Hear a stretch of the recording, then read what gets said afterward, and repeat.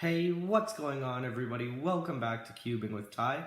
Today, we're going to be talking about the history of the Rubik's Cube. It's 1974 in Hungary. This guy named Erno Rubik invents the Magic Cube.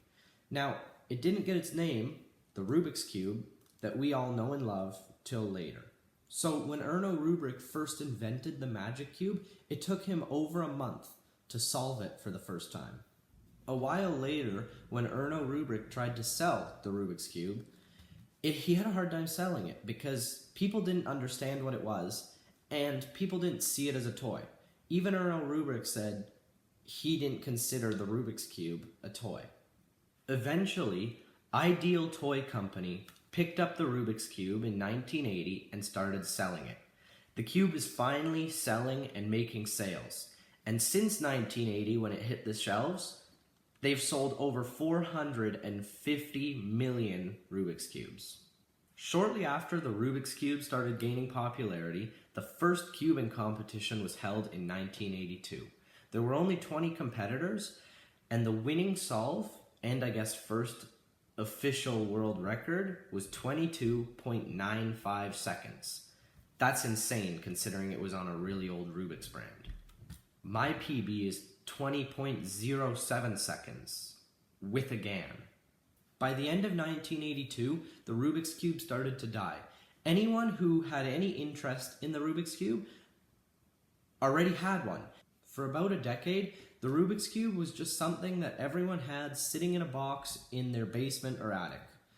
Not getting touched, not getting used. Until the mid-90s, that is. The internet started gaining tons of popularity and people were posting everything and anything, including their solving methods. But one method in particular stood out from the rest. Jessica Frederick's solving method.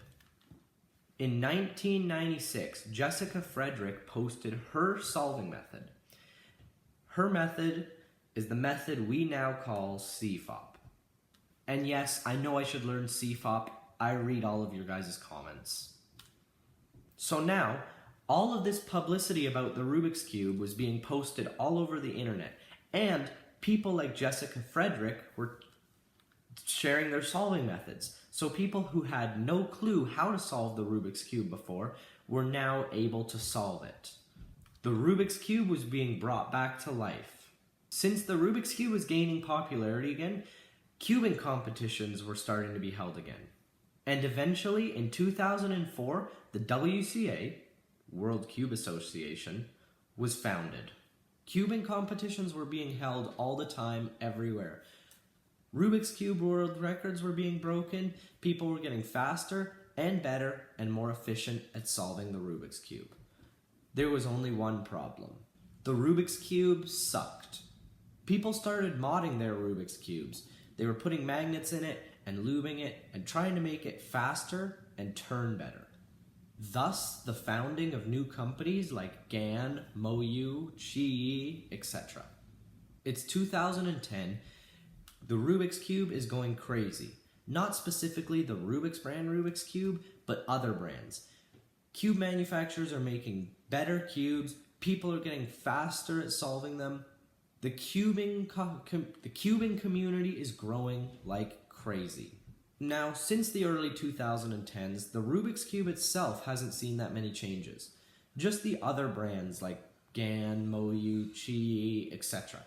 However, the Rubik's Cube is still really popular because it was the foundation of everything thus far. And that pretty much brings us to now. Online cube stores like The Cubicle selling hundreds and thousands of cubes a day, top-of-the-line speed cubes that can't possibly get any better, but somehow companies like GAN, Moyu, Qi, etc.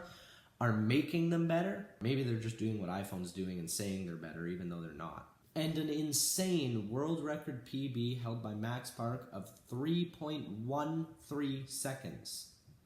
I'll link the video of him getting the world record down in the description. The Rubik's Cube has had a crazy history. So yeah, that's basically it for the history of the Rubik's Cube. Now, this is just the basic history of the Rubik's Cube. I could go way more into detail, but I don't like making super long videos. Now, for those of you that do want more detail, I will link the videos I used to get the information to make this video down in the description. And if anyone knows the Rubik's Cube history better than I do, let me know if I said anything incorrect down in the comments.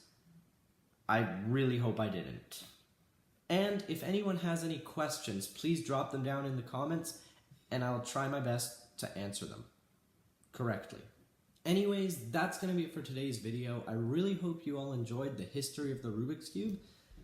Please consider subscribing if you are new here. This video was a lot of work. Thank you guys so much for watching. I hope you enjoyed and or learned something today, and I'll see you all next week. Bye.